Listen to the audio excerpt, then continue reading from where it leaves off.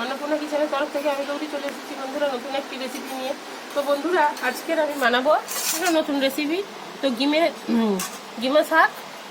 তো বন্ধুরা এটা গিমে শাক এবং আলু, বেগুন এবং আমি চিংড়ি মাছটা কেটে ধুয়ে রেখেছি বন্ধুরা। তো বন্ধুরা এর একটা তরকারি করব। তো বন্ধুরা আমি এখন একটা চচ্চড়ি মতো করব। তো বন্ধুরা শাকটা বেশি লাগে না, কম শাক যেহেতু তিতে শাক, যার জন্য কম লাগে, শাকটা কম দেয়া হয়। শাকটা বেশি দিলে বেশি তিতেও লাগবে, তো যার জন্য কম দেয়া হয়। তো বন্ধুরা আমি এখন এই ছোট ছোট বেগুন 3টে আমি নিয়েছি এবং একটা আলু নিয়েছি বন্ধুরা। তো আমি এখন কেটে নেব আলু বেগুনটা।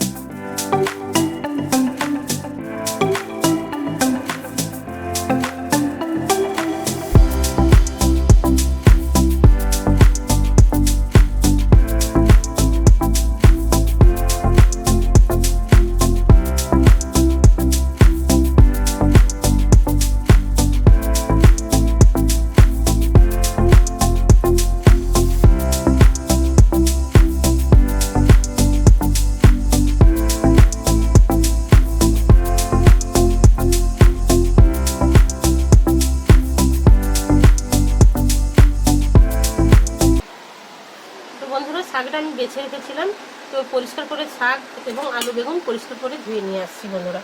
তো বন্ধুরা আপনারা দেখতে থাকুন।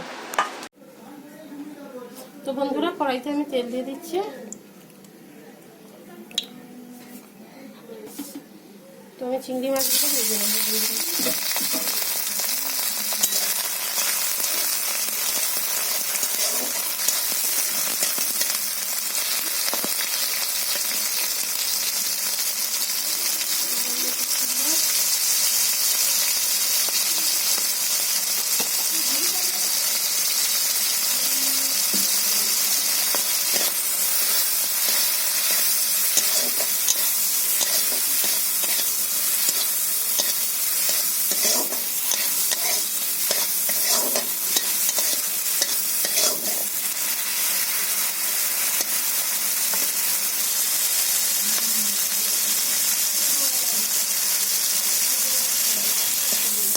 বন্ধুরা চিংড়ি মাছটা আমি তুলে নিচ্ছি।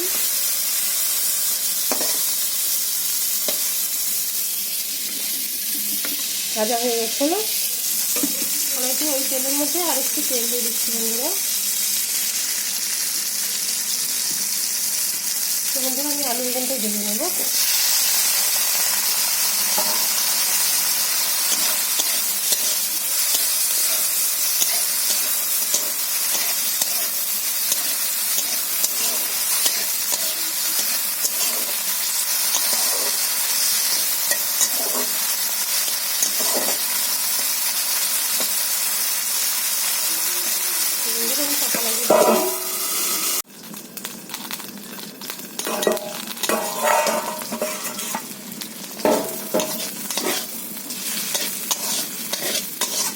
বন্ধুরা আলু বেগুনটা আমার ভাজা হয়ে গেছে, তুলে নিচ্ছি।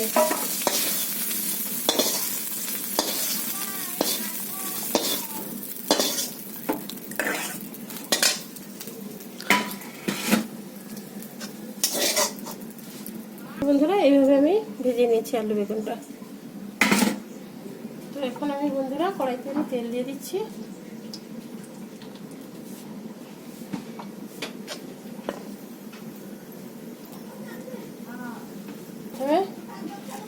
দিয়ে দিচ্ছি।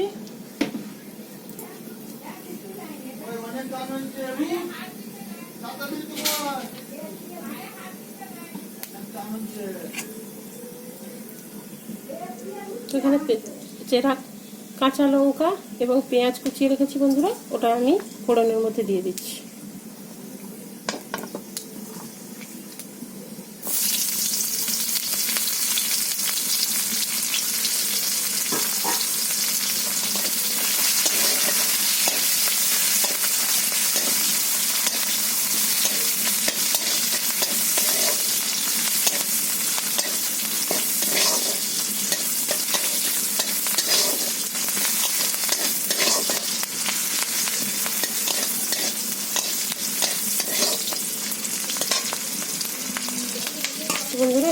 শাকটা দিয়ে দিচ্ছি।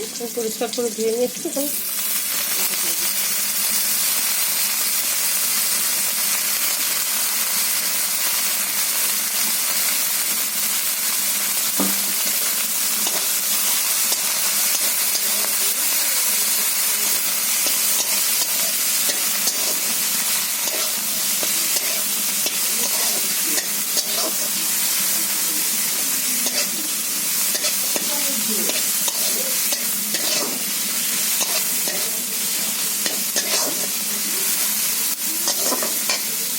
ভেজে রাখা আলু বেগুনটা দিয়ে দিচ্ছি বন্ধুরা।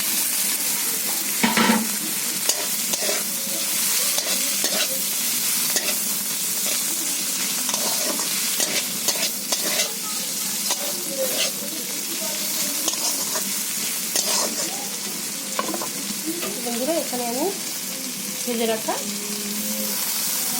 চিংড়ি মাছটা দিয়ে দিলাম।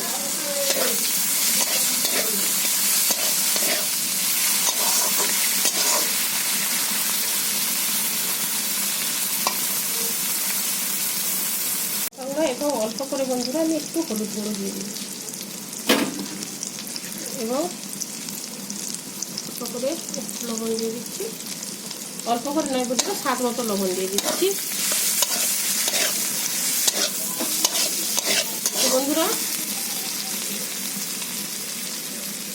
তো বন্ধুরা এটা তরকারি জাস্ট নয়, তো বন্ধুরা এটা এই ভাজা ভাজা মতো হবে। তো আমি একটু পোস্ত বেটে রেখেছি বন্ধুরা, আমি এখন দিয়ে দিচ্ছি।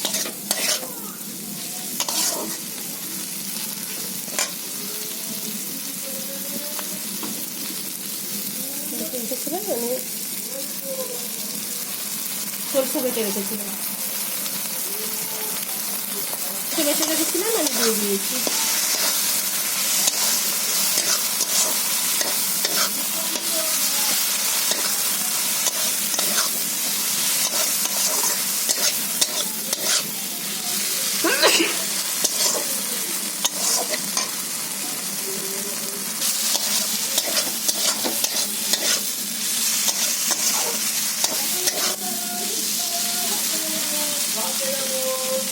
তো বন্ধুরা তরকারিটা আমার রান্না হয়ে গেছে, আমি এখন ঢেলে নেব।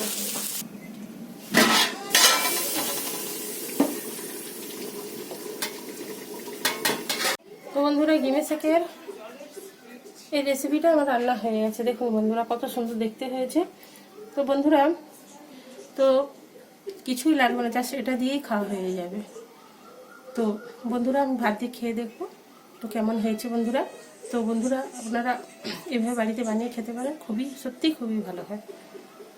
তো বন্ধুরা এখন ভাত দিয়ে খেয়ে দেখছি কেমন। তো বন্ধুরা এই তরকারিটা আমি খেয়ে দেখছি কেমন হয়েছে।